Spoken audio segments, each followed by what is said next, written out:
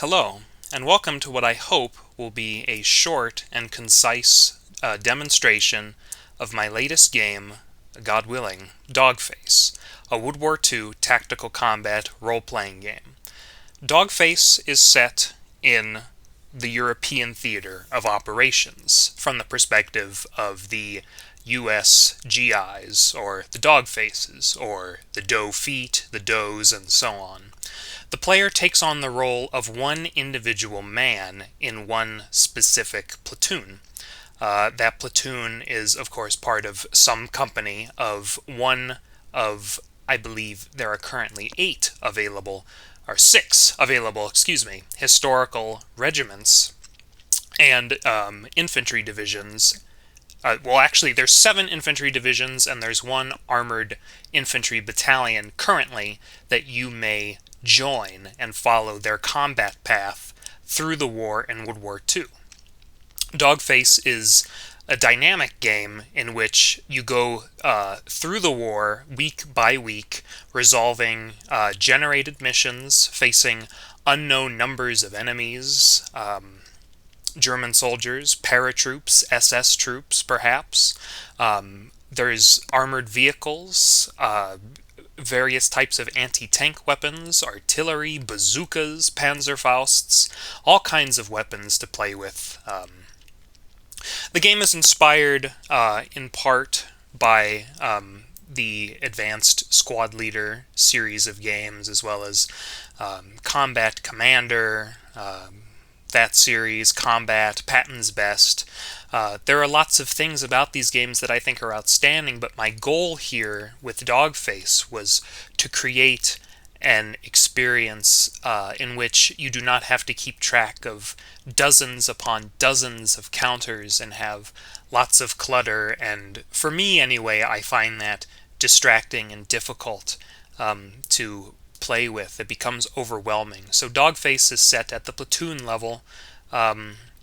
You'll be dealing with squads, team-sized units, and occasionally individuals.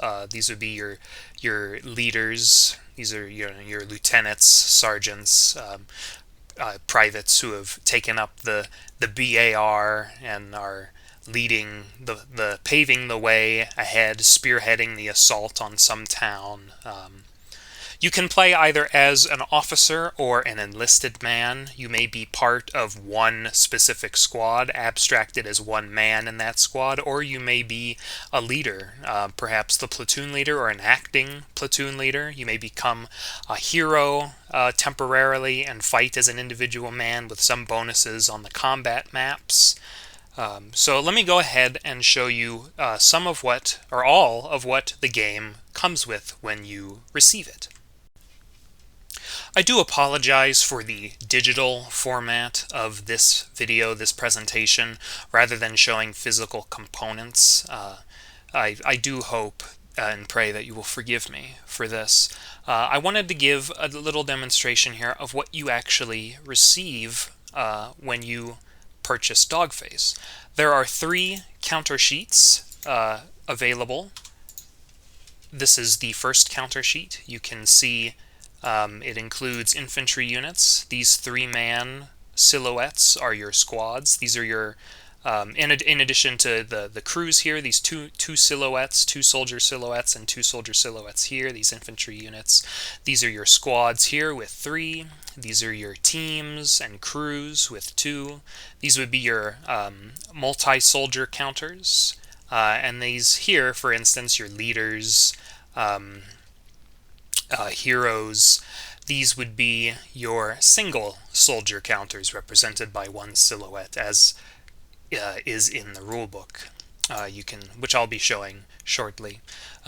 We have some light machine guns here, the Model 1919 A4 Browning machine gun, as well as the Model 1917, and the 50 caliber machine gun, M9 bazookas, captured Panzerfausts, which these counters are purchased, so to speak, with purchase points.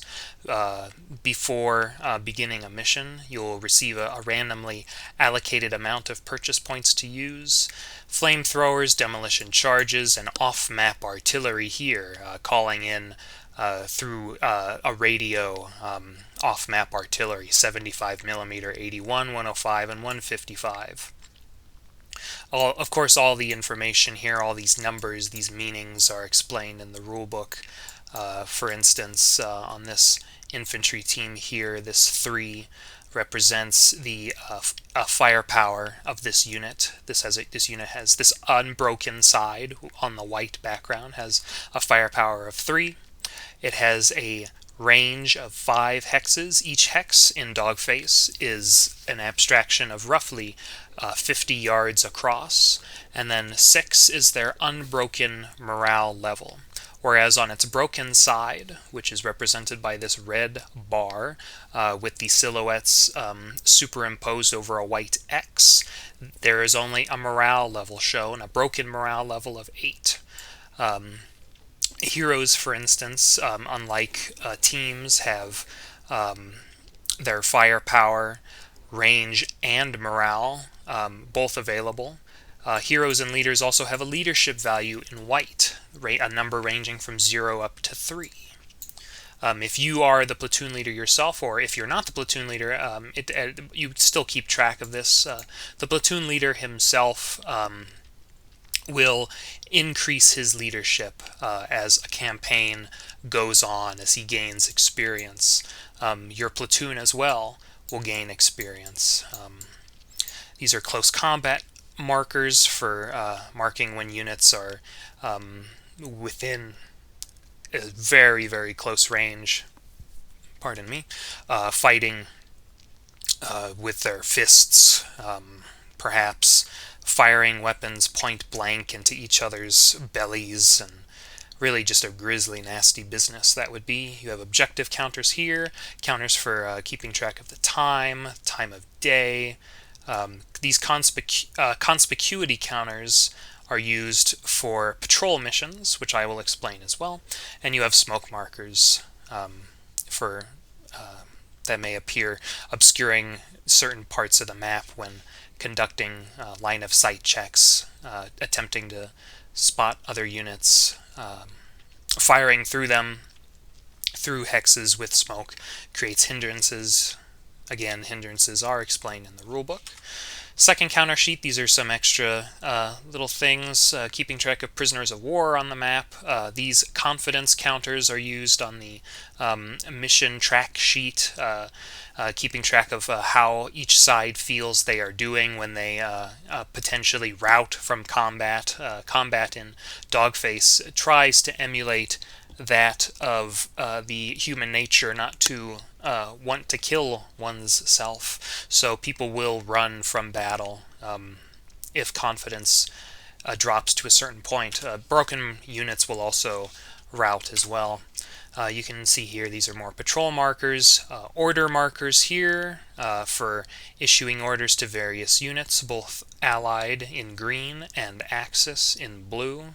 Vehicle wreck markers, various weather counters, how the sky is, clear, misty, dry. You also have ground conditions, falling snow, mud, and temperature, warm, bone-chilling, cold, and so on.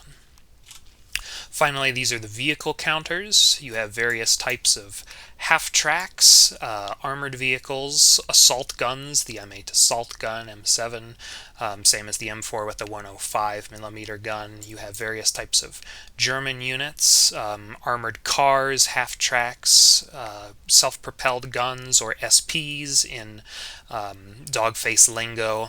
You have the Panther tank, Tiger tanks, 2 types, anti-tank guns, anti-aircraft weapons, artillery pieces, and so on, mortars.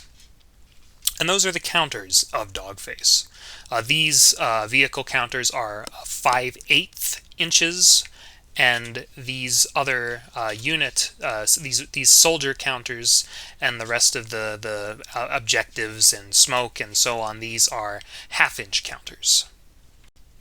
This is the mission track sheet, which I will show in a later on in a digital demonstration of some gameplay concepts. You can see here where you place enemy confidence and friendly confidence markers. There's information for how confidence drops here using the confidence modifiers, having units destroyed or captured or objectives lost.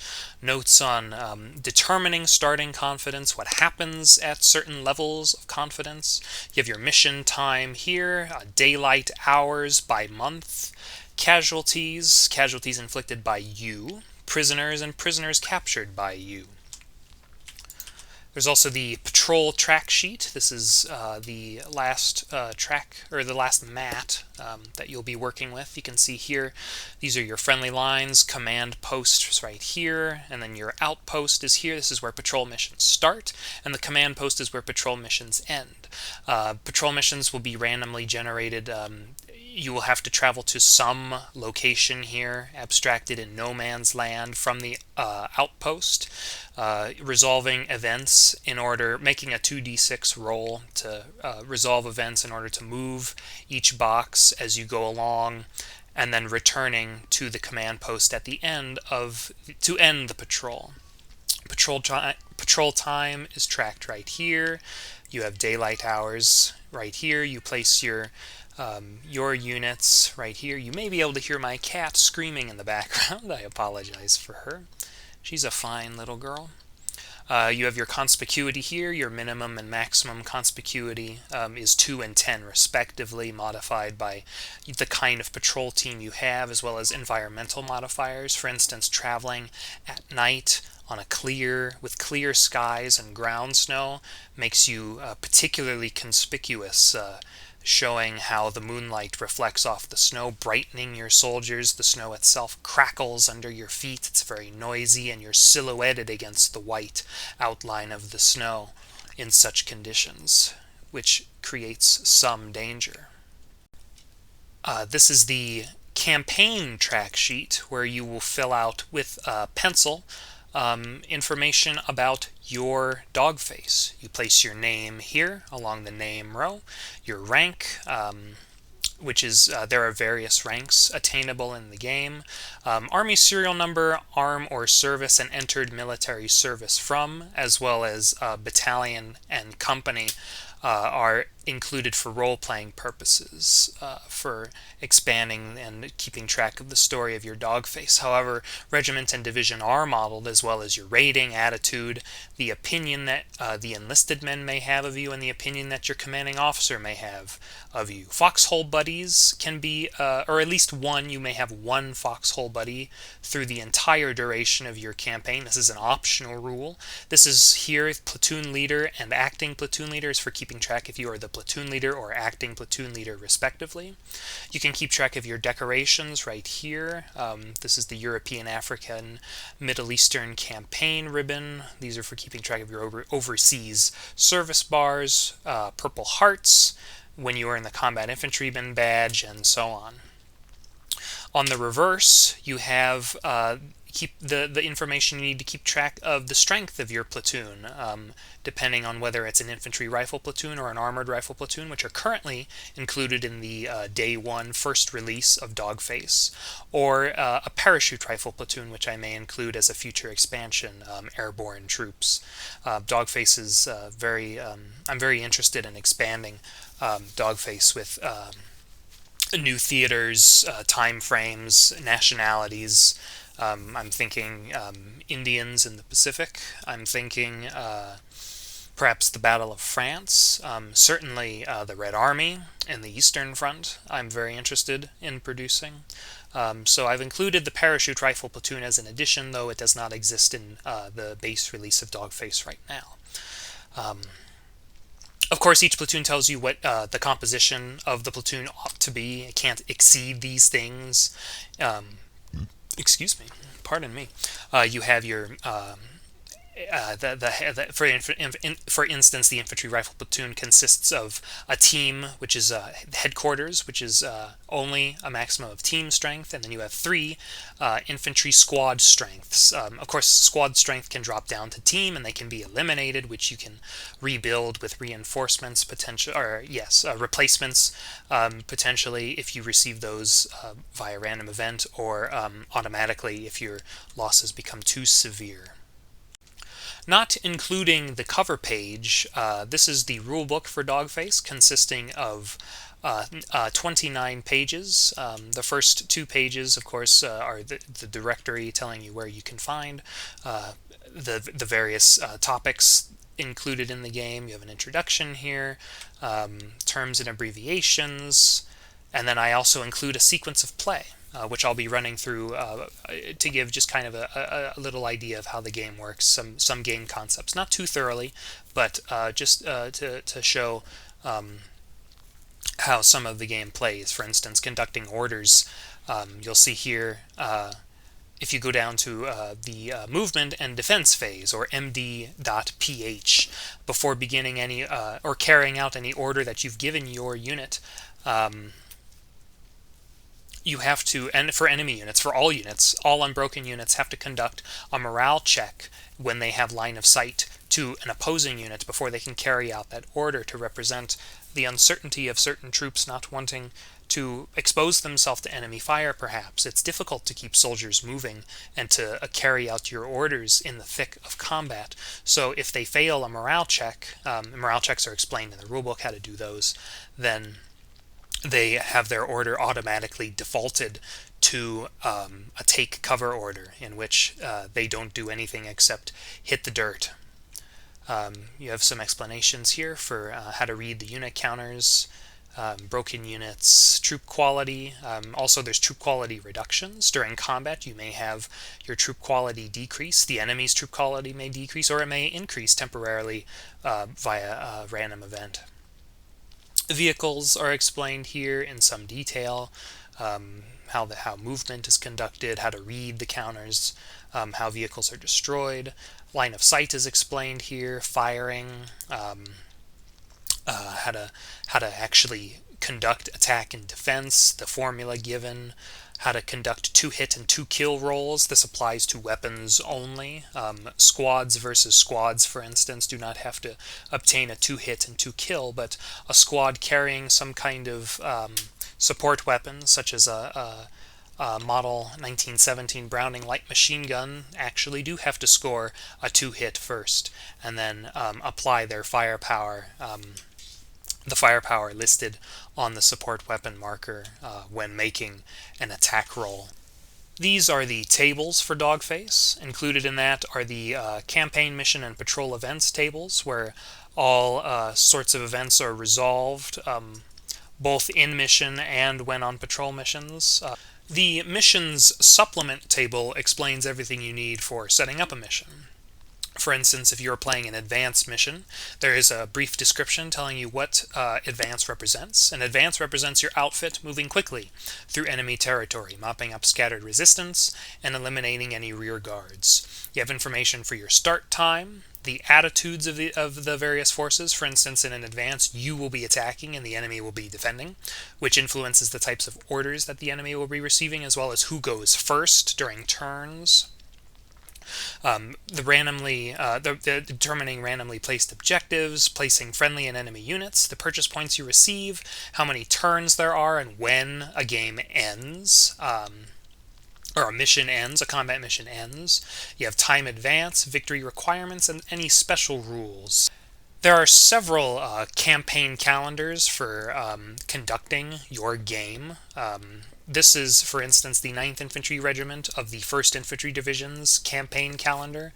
Campaign calendars essentially work by starting at a predetermined point, some point that you would like to start. For instance, week 2 of June 1944. You would roll... Excuse me, the 9th Infantry Regiment is of the 2nd Infantry Division. I'm sorry. You would roll to see if you have combat on that week, you would roll 2d6 first. Now, if you rolled a 7 or less, then you would see combat in that week, and you would play out the combat however that may go. Afterwards, you would roll another 2d6. If it's 3 or less, then you again play out combat, but if it's greater than 3, then you skip to the next week. Now, you would essentially keep going, rolling 3 or less for that week and playing out a mission if you rolled 3 or less. But this first number is only used for the first roll of that week. There's replacements, how many replacements you receive, your troop quality ratings for determining how troop quality may drop in the heat of combat, and then there's some historical information here on the 2nd Infantry Division taken from, I forget the name of the book of. It was compiled in 1946 or 47 on the various U.S. divisions, both in the Pacific and Europe, and just all divisions were included in that book. So this is a description from that book. Here's an example of what the maps look like. This is the first hills map. Each hex is approximately 50 yards wide. You can see here the hills with these triangles. These represent various levels of terrain. So if there's no triangle, then this is just right flat on the ground, even though the ground isn't necessarily flat. This is not raised up, whereas a triangle here indicates that this is raised ground by 1 level, raised ground by 3 levels, 4 levels, 2 levels. Levels range from 1 to 4, and technically I suppose 0 as well, because there are instances where there are no levels of terrain. For instance, in Hex B1. You can keep track of your Allied and Axis troop quality here. This is the Allied map edge on the left and the Axis map edge on the right. This is for keeping track of your turns here on the bottom, 1 through up to 12, time of day, sky, ground, and temperature, as well as determining direction up here. This shows you when you're conducting enemy orders, which direction they should move. The orders specify which way they move, so this is for referencing that. Now I'd like to give a quick demonstration of how some combat mechanics work. I'll first show how, I'll essentially just run through at least some of the sequence of play of the game. So you'll see here we're on turn 4 here. The mission ends on turn 8, so the mission is still going. It's the middle of the day. We'll go ahead and access our rulebook here. You can see we are currently on, at the start, Step 3A, the spot phase. So unbroken units must attempt to spot enemy activation markers. You roll for the identity of each successively spotted enemy activation marker, and then proceed to Step 3B. So the spot phase, first we should cross-reference line of sight here. It says line of sight is determined by stretching a length of line from the white dot located in the center of a hex to another white dot in the center of another hex. And if the line does not touch any terrain in any hex between the two hexes, which blocks line of sight, then there is line of sight between the two hexes. If the line touches any terrain, such as buildings, in any hex between the two hexes which block line of sight, then there is no line of sight between the two hexes. However, two adjacent hexes, regardless of any line of sight blocking terrain, always have line of sight to each other. So this would mean that you would also automatically activate any enemy units. You can see here, in order to conduct spotting during the spot phase, you have to have a friendly unbroken unit with line of sight to an enemy activation marker. And if line of sight exists, you count the number of hexes from the spotter to the marker, and then subtract that number from the spotter's morale. And then finally roll 1d6. If the result is less than or equal to the hex distance minus the spotter's morale, the marker is spotted and activated. If the result is greater, then the marker remains unspotted and inactivated. So first we'll go ahead and draw a length of line from this hex here, from this leader, to this enemy activation marker. It does not touch anything which blocks line of sight. This road does not block line of sight. These shell holes do not block line of sight. And nothing that's actually in the hex that we wish to spot blocks line of sight. It's only in intervening hexes here. So we do have line of sight to this unit. So we need to count the number here. 1, 2. This unit is 2 hexes away, and now it's not 1 hex, so we don't automatically get to just activate this unit. We have to actually make an attempt to spot it. So we go ahead and take this leader's unbroken morale, which is 9, and subtract it from 2, which is 7. And then we roll 1d6, which has to be less than 7. No matter what we roll, it's going to be less than 7. So we're going to go ahead and activate this unit. We will roll these pair of dice right here, and we have 7. So we're going to go ahead and go to the tables, and we're going to go to the enemy activation table, and a 7 means that that is not a unit. Now, because of that, this unit is simply deleted from there. That you would pick up that counter and remove it from the game. So the spot phase is over. So after conducting the spot phase, we would need to go to the rally phase. In the rally phase, you deplete any smoke markers by 1 level. Eligible units may attempt to repair a malfunctioned support weapon or a gun in their possession. Broken units attempt to rally. All this is in order, by the way. Shocked vehicles attempt to become unshocked, and suppressed units remove their suppression markers. Now, none of this actually applies right now, so we're going to go ahead and skip to step 3, where we would place our orders. Now, you always place your orders first. I must stress this. Your orders always come first. So I'm going to attempt to fire at this enemy German infantry right here. So I'm going to place a fire marker order right here next to the leader, and another fire marker order right here with this infantry squad, of which I am part of. I am in this infantry squad, my character. So I'm placing the player character marker on top of it, because that's me. So I've decided to give these units a fire order. Now I need to roll up. After doing that, I need to roll and generate the orders for all unbroken enemy units and enemy activation orders with 1 roll. This is to keep things simplified. So we'll go ahead and roll. We've rolled 2 and 5. I know that's 7, but it's 2 and 5 for orders specifics. So we're advancing, so the enemy is defensive. So we'll go ahead and cross-reference 2 and 5. Now they are in hex I1, hex number 1. So we're going to go ahead and cross-reference this. Hexes 1 and 4. Now there's 2 options. They're either in cover or in the open. Now if they're in cover, that means that they have 2 or more cover. And if they're in the open, that means that they're in 1 or less cover. This enemy unit is in a hex with a road and in a hex with a field. Now if we go here to our rulebook and go down to terrain, we will see that a field is either in season or out of season, depending on the month. It's currently June, so the cover provided at this time is 0. Now that's less than 1, so that means that that enemy unit is considered to be in the open for orders purposes. So we rolled 2 and 5, which means that that enemy unit receives a take cover order. So that unit is going to take cover.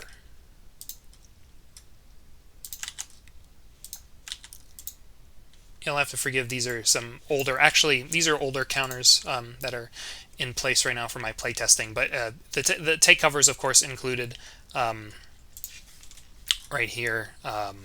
Here it is. Take cover. Alternatively, a soldier without any order placed on them is considered to be given the order take cover in order to save space. So I'm not going to give this squad any counter. So we're going to proceed then, since the orders phase is complete. we're going to proceed to the movement and defense phase. These are for any units that are performing a defensive action or a movement action, of which there is none.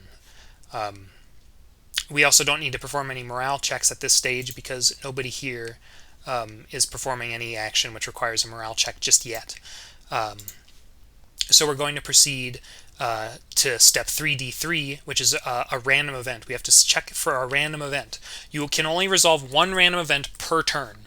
So if a random event occurs in the movement defense phase, random event phase, then that's the only random event, because there's another check here for the fire phase, but this only applies if there was no random event in the movement phase.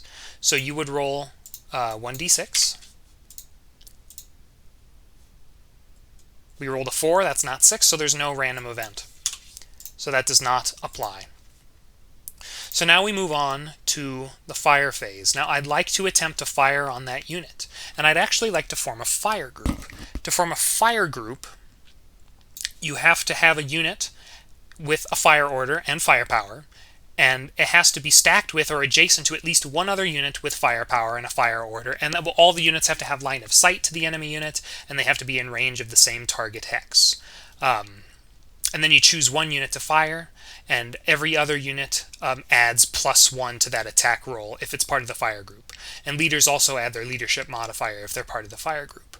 Enemy units that are stacked in the same hex will always form a fire group against your units, for simplification. So I'd like to attempt to fire on this unit, but I can't fire at it just yet. The first thing I have to do is I have to perform a fire phase morale check, because we have line of sight to this enemy unit.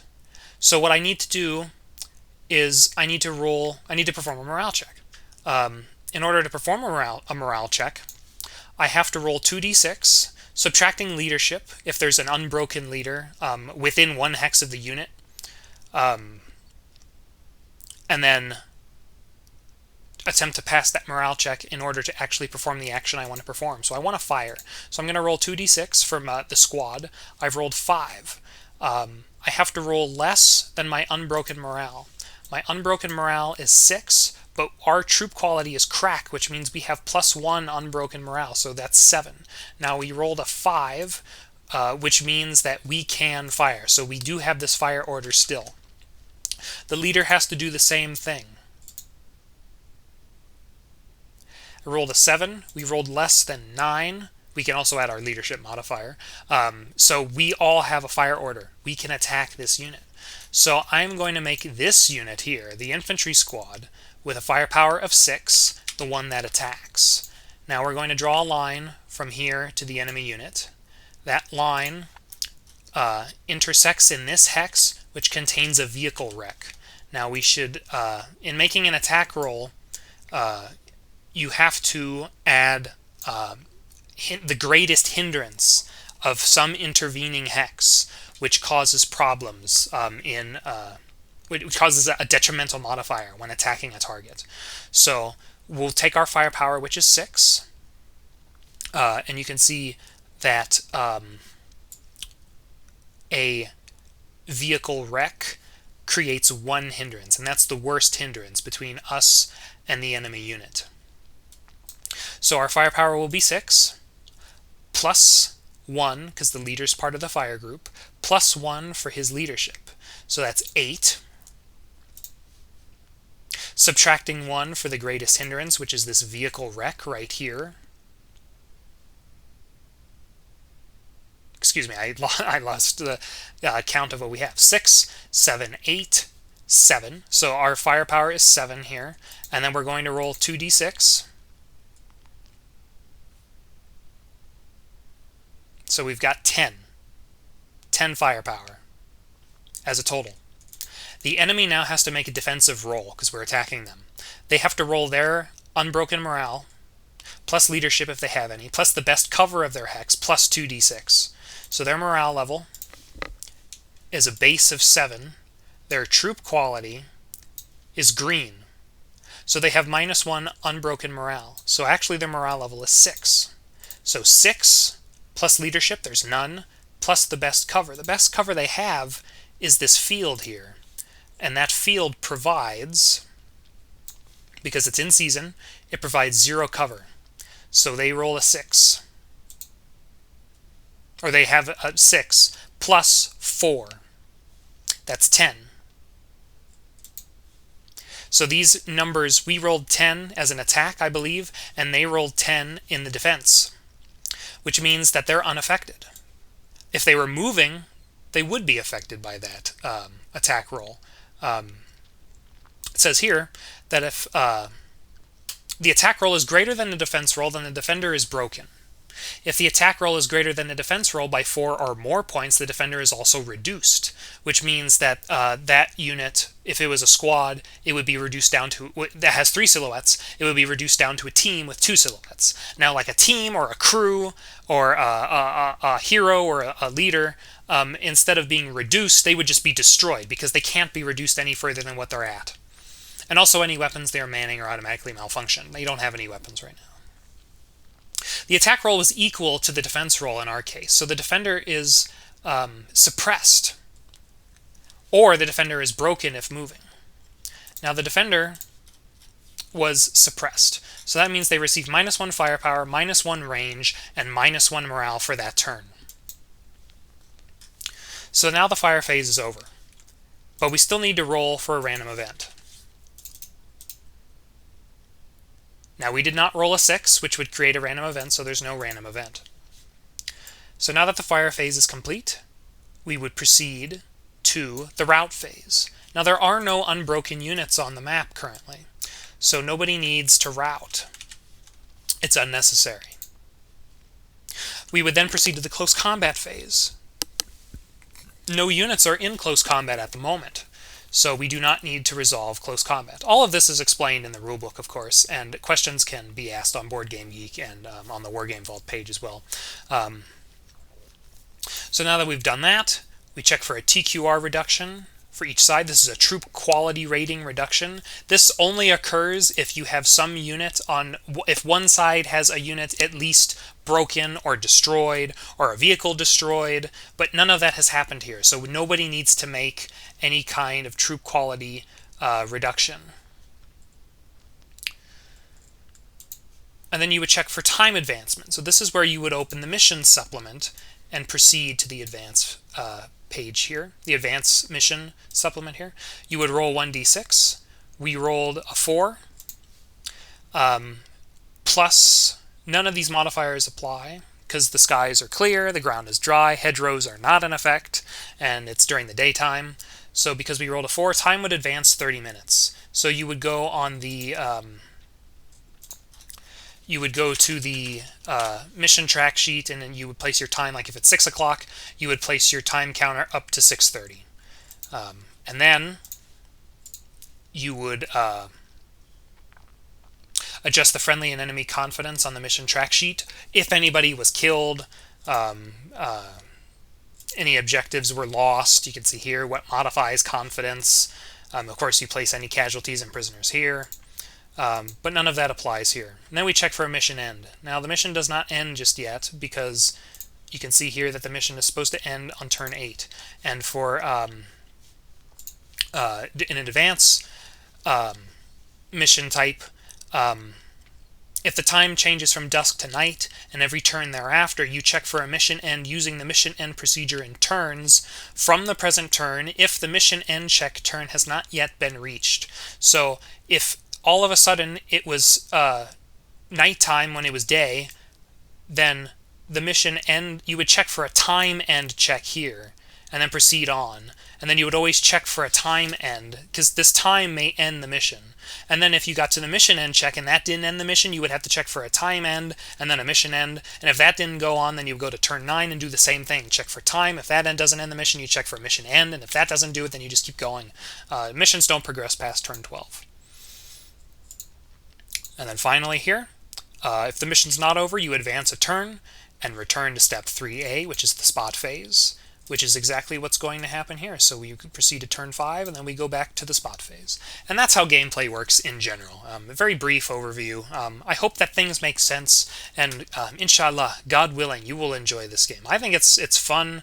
It simulates to the as good as it can as for what it is. World War II combat at the man level in Europe. I think it's fun. I do intend to include more units as time goes on, more regiments, divisions.